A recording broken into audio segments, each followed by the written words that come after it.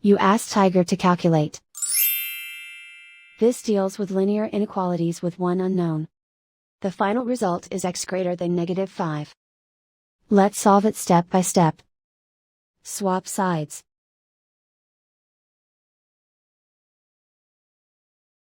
Group all constants on the right side of the inequality. Add 5 to both sides.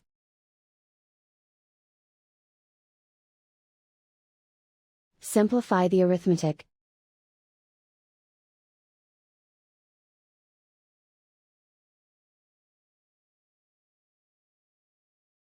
Isolate the x.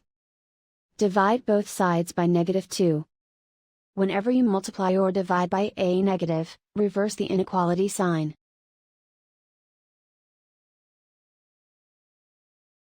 Cancel out the negatives.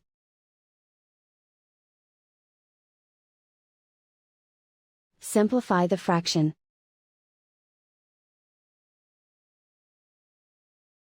Move the negative sign from the denominator to the numerator.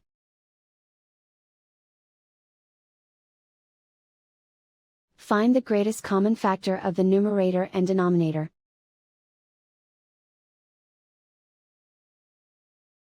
Factor out and cancel the greatest common factor.